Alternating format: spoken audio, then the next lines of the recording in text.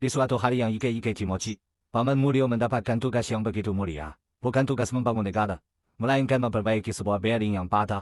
Padahal kalau dipikir-pikir bearing itu seharusnya tahan banting, bukan malah banting setia jadi korban.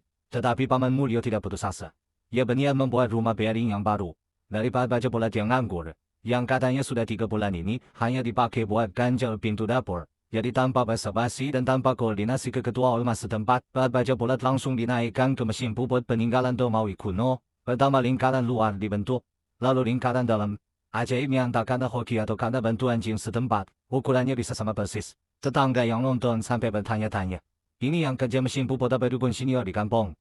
Kemudian baja itu dilubangi dengan mata bor, bukan karena kebutuhan teknis semata, tapi sebagai simbol tanda tangan kontrak kerjasama antara logam dan kesabaran. Lalu bagian yang sudah ditandai dipotong menggunakan lasan. Kenapa tidak pakai mata pahat?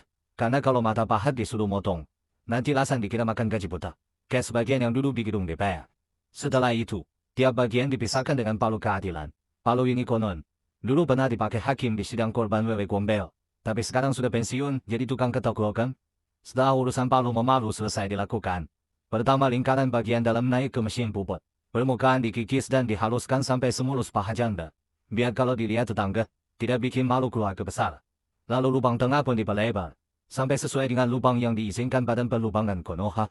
Setelah bagian dalam bersih, bagian luar dibuat sedikit melengkung dengan mata pahat magang yang hanya tampil saat 5 tahun sekali. Katanya sih supaya bola bisa bergerak bebas. Seperti rakyat yang katanya bebas memilih, padahal opsinya cuma itu aja. Setelah rumah bearing dalam sudah selesai dan bentuknya juga sudah sama persis, lalu masuk ke rumah bearing bagian luar. Permukaan dikikis, dipoles, diratakan sampai licin, seperti janji pejabat menjelang pemilu.